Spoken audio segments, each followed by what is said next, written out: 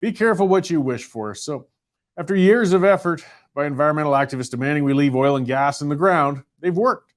As Canada sits on some of the largest oil and gas deposits on Earth, we're still importing oil from nations such as Saudi Arabia and Venezuela.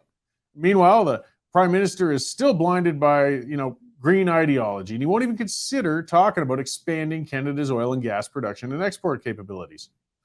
Furnaces across the West are fired up today as a typical mid-May snowstorm has slammed us out here in Alberta. And the price for gasoline across the country is now averaging $1.97 a liter, and it's expected to rise.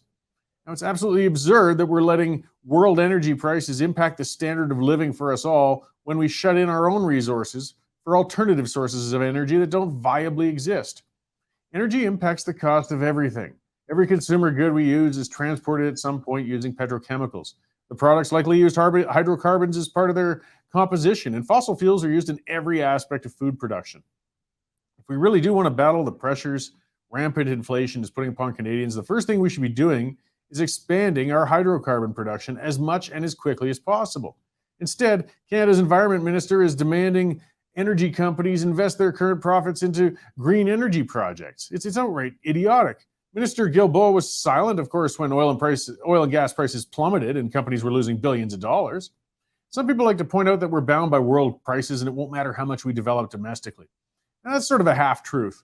For one, if Canada ramps up production and exports of oil and gas, it will put a degree of downward pressure on world prices, albeit in a limited and small way.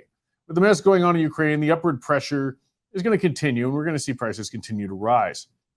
But still, if Canada's bringing in large amounts of royalties from energy production and taxes from people working in the energy sector in the field, we'll have room to drop the taxes and fees upon domestic consumption of energy that contribute to the high costs. Carbon taxes, GST, other taxes on energy are draining Canadians dry. The government has to stop punishing Canadians for consuming products that we can't avoid. We're a winter nation, and the majority of us get our heat from petrochemical products. We're also a large nation. We have to use vehicles to get around. $70,000 Teslas with a limited range aren't realistic for most of us. We're also an agricultural nation. The carbon taxes, fuel taxes, and now taxes are looming on fertilizer even, are preventing us from enjoying more affordable food products, even though we, again, have some of the largest agricultural lands on the planet. Most of all, we're just a ridiculous nation for allowing an ideologically blinded federal government to put us into this position for so long. Windmills and solar panels are decades away from replacing petrochemical energy sources, if they ever will at all. As the world recovers from the pandemic, Canada should be one of the best placed nations to be able to bounce back and even prosper. Instead, we continue to handicap ourselves with bad policies.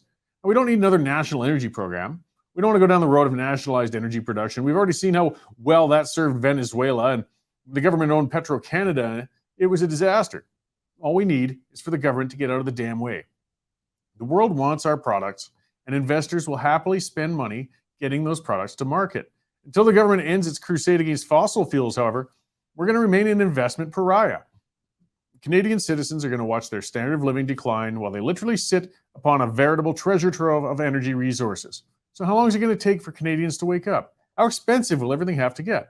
And I fear the answer to that. As long as Central Canada continues its love affair with Trudeau Jr., things are only going to get worse.